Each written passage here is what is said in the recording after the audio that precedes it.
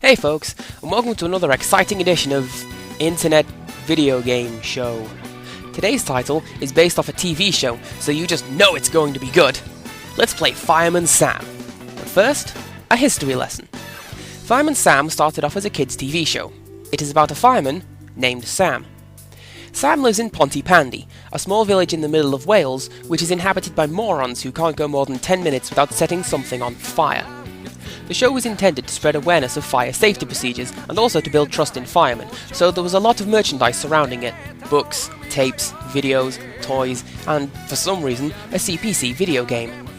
The show was aimed at 5-year-olds, and, for that matter, so was the game, so you may laugh when I pick the easy mode. Oh, how you'll laugh.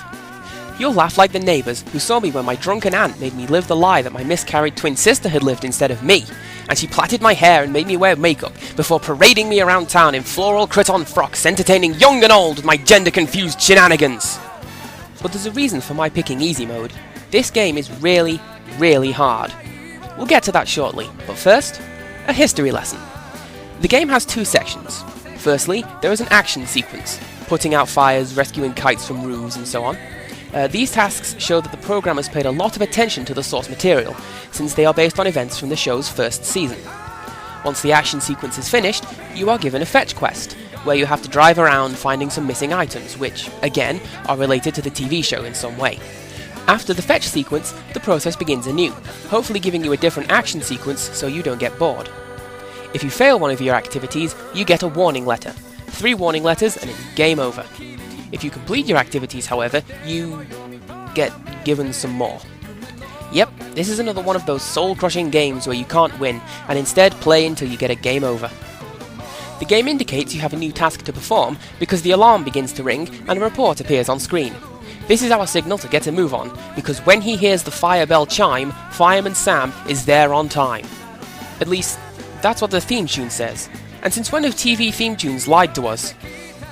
The report gives us our task and destination, so with the alarm bell quivering but mercifully not sounding, we can make our way to where we need to be.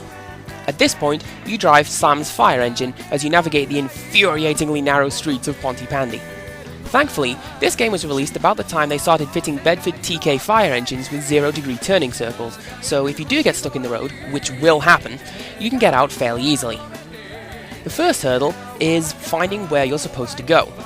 The game will say, for example, there is a fire at the old barn, but it won't tell you where the barn is, and it's up to you to explore the map until you find it. As an added kick in the teeth, normal mode sets you against a timer for this part of the game, which means the longer you take to find a building, the less time you have to do what needs doing when you get there. Another virtue of easy mode, methinks. The second hurdle is that the tasks are all very hard to do, which brings me on to the tagline in my video here. They say you never forget the first game that made you break a controller.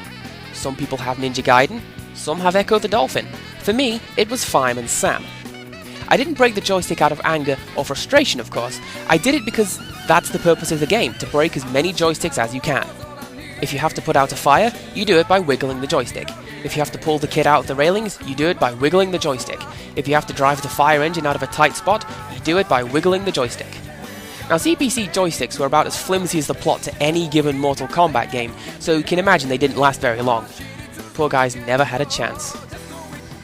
Of course, the gameplay isn't the only annoying aspect. The music is lacking.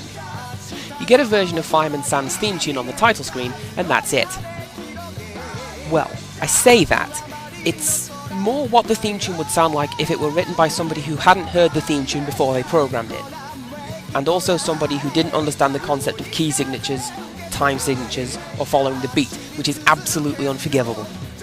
But this was in the era when music didn't need to be made by musicians, so I suppose it's just a sign of the times. As you can tell, my overall impression of Fireman Sam is not a very good one. Oh sure, it had noble intentions, and not burning your house down is definitely a moral that more video games need to carry, but trying to convey it in such a horrible manner as this one, that really isn't going to help. And Fireman Sam is not alone. There are other cartoon-based video games that tried to teach me things, but only succeeded in filling my childhood with horrible, horrible memories. Oh, we'll get on to Popeye soon enough. But first, a history lesson. Good night.